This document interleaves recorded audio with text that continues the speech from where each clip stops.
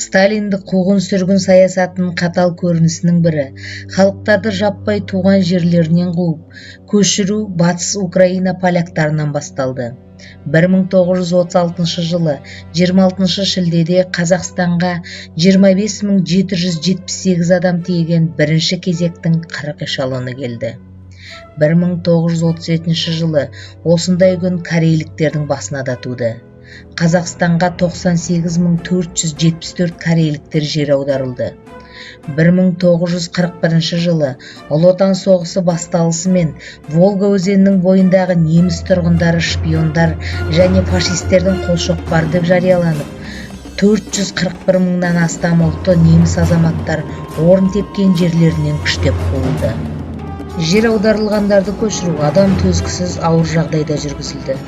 Мыңдаған адамдар тиісті жерлеріне жеткізілгенше мал қамайтын вагондарда апталап азап кешті. Олар бас саяси басқарма әскерінің үнемі бақылауында болды.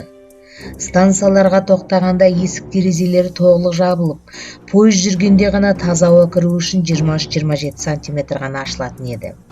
Вагондардан түспек болғандарды әскери күзетшілер ешбір ескертусіз атып тастауға тиіс болатын. Қоныс аударушылардың арасында жүкті әйелдер мен қарт адамдар, аурулар мен жас балалар көп болды. Олар жол азабын көтере алмай және түрлі аурулардан көптеп өліп жатты. Оларды ессіз далаға алып келіп вагондардан түсіретінде, әрі қарай өмір сүру мәселесін өздері шешу керек болатын. Жаңа қоныстанушылар жан сауғалап, жер барақтар қазып, лашықтар құрып, күнелте бастаған. Саздан кірпіштер құйып, барақтар тұрғызып, оларды шыммен бастырып баспаналар дайындаған. Әрқайсысына 50 адам паналаған осындай барақтың ортасында жалғыз пеші ғана болатын. Отын ретінде негізінен сабан мен тезекті пайдаланған. Ауыз судың тапшылығынан дизентерия, сүзек сияқты аурулар пайда болып, адам өлімі көбейіп, әсіресе балалардың шетінеуі жиі орын алған.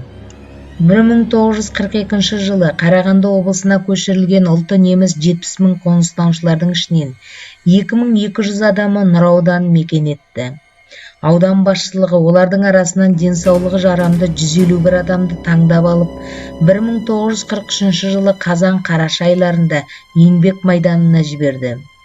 15-25 жас аралығындағы жүздеген немістер Қарағанды шахталарындағы жер асты жұмыстарын алынды. Қалған жер аударылғандарды орналастыру үшін құрамында аутком төрағасы Тағалиев, аупартком хатшысы Ахметов және НКВД бөлімшесінің бастығы Шардеков бар аудандық жедел басқару тобы құрылды. Олар жер аударылып келушілердің қалған 1000 адамын төмендегідей тәртіппен орналастырды.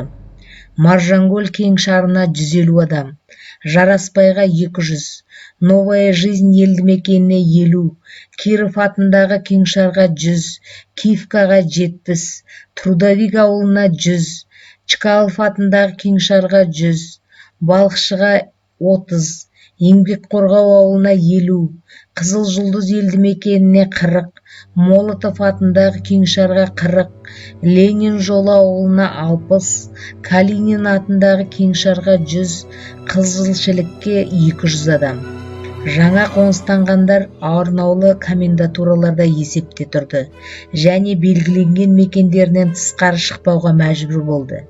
КСРО халық комиссариаты кеңесі төрағасының орынбасары Молотовтың қол қойған қаулысы бойынша жер аударылғандар әрбір 3 күнде комендатураға барып мәлімет беріп тұруға тиісті. Ал тағайындалған орындарын тастап кеткендер қашып кеткендерге жатқызылып, үстінен қылмыстық іс қозғалған. Соғыс жылдары Қарағанды облысына Украина ұлтшылдары ұйымының мүшелері жер аударылып, 20-30 жылдары кулактардың қатарына жатқызылып, зорлап көшірілген жерлестердің қатарын толтырды. 1943-44 жылдары Қарашай, Қалмақ, Қырым татарлары, балқарлар, гректер, болгарлар, еврейлер, армяндар, түріктер сияқты басқа да Кавказ халықтары жер аударылды. Нұра ауданында шешендер мен ингуштардан 2166 адам, яғни 483 отбасы жіберілді. Қазақ ССР халық комиссариатының 1944 жылғы 18 мамырдағы нөмір 65 қаулысы бойынша олардың әрбір отбасына бір тайыншадан немесе 3 қойдан берілуге тиіс болатын. Бірақ қаулы толық орындалмаған. Баспана салып алуға бөлінген 705 мың сом қаражат игерілмеді. Жоспар бойынша ауданда қоныстанушыларға жаңадан 100 үй салынып, 31 үй сатып алынып, 50 үй жөндеуден өткізілуге тиіс еді. Алайда аудан басшылығы бұл шараларды орындауда дәрменсіздік танытты. Жер аударылғандарды еңбекпен қамту, ұжымшарларға қабылдау деңгейі де төмен болды. 1944 жылғы 15 шілдеге дейін 483 отбасының 70-і ғана ұжымшар мүшелігіне өтті. 1 май Қызыл Жұлдыз Чкалов атындағы шаруашылықтарда шешендердің, ингуштардың және балқарлардың арыздары қаралмады. Ал Куйбышев атындағы еңбек қорғау, Молотов атындағы ұжымшарларға бірде-бір жер аударылған кавказдық мүшелікке қабылданған жоқ, және олардың ешқайсысына да бақша егуге, тағы басқа шаруашылық қажеттеріне жер телімі бөлінбеді. Осындай келеңсіздіктер облыстың барлық аудандарына тән болды.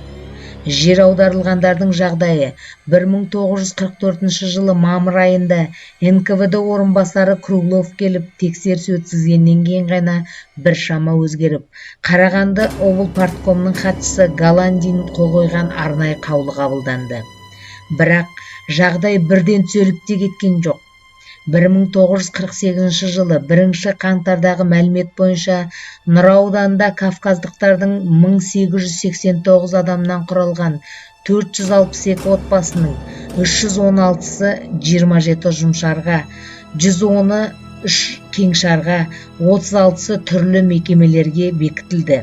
Алайда тұрмыстары өте ауыр болды. Молотов атындағы ұжымшардың тұрғындары Борынның 7 адамнан, Тевстің 3 адамнан тұратын жанұяларының мүлдем киімі жоқтығы, жекелеген жер аударылғандардың баспанасыздығы, 12 отбасының ешбір малы жоқтығы, ұжымшар төрағасының оларға дөрекі мінез көрсетуі, Нұра облпарткомының 1949 жылғы 1 тамыздағы отырысында баса айтылып, арнайы қаулы қабылданды. Кавказдықтардың балаларын оқумен қамту мәселесі де толық шешімін таппады. 1947-48 оқу жылы Нұра ауданындағы шешендердің отбасыларынан 41 бала ғана мектепке барып жүрді. Арнаулы есепте тұрғандардың тұрмыс тіршілігі 20 ғасырдың 50 жылдары ғана түзеле бастады. Кеңес үкіметінің жер аударылғандарға деген саясаты өзгеріп, 1954 жылы оларға республика көлеміндегі басқа мекендерге қоныс аударуға рұқсат етілді. Бұрынғы кулактардың жергілікті және Ұлы Отан соғысы кезіндегі өнеркәсіп саласына жұмысқа алынған немістердің құқығы шектелмейтін болды. 16 жасқа дейінгі балалар мен оқу орындарына түскен жастар қара тізімдерін алып тастады. Дегенмен де 1952 жылы 28 мамырда жарық көрген Қазақстан Компартиясы орталық комитетінің құпия қаулысына сәйкес жер аударылғандардың балалары Киров атындағы Қазақ мемлекеттік университетіне, Алматының заң институтына, Қазақ Тау-Кен дене тәрбиесі педагогикалық институттарына, консерваторияға қабылданбайтын еді. Қазақ ауыл шаруашылығы, мал дәрігерлік, зоотехникалық, медициналық, Шымкент технологиялық және мұғалімдік институттарына оларды қабылдау шектелген болатын. 1955-56 жылдары жер аударылған немістерге, поляктарға, бұрынғы солтүстік Кавказдың тұрғындарына кеңшілік жасалып, олар арнаулы есептен алынды. 1958-60 жылдары Ішкі істер министрлігі бақылауынан ұлтшылдар бандаларының мүшелері және олардың жанұялары, бұрынғы кулактар мен олардың отбасылары, бұрынғы саудагерлер, помещиктер, фабриканттар, кеңес үкіметіне қарсы ұйымдар мен буржуазиялық партиялардың мүшелері алынды. 1972 жылы жер аударылғандарға отанына қайтуға рұқсат етілді. Бірақ тек 1990 жылы ғана КСРО президентінің 13 тамызда шыққан жарлығы бойынша 20 ғасырдың 30-50 жылдары қуғын сүргінге ұшырағандар толық ақталып, оларға қарсы қолданған репрессия шаралары заңсыз деп табылды. Міне, Нұра жеріне ықтиярсыз жер аударылғандар туралы мәлімет бүгінше осылай болды. Осымен біздің музейлік сабағымыз өз мәресіне жетті. Көңіл қойып тыңдағандарыңызға рахмет.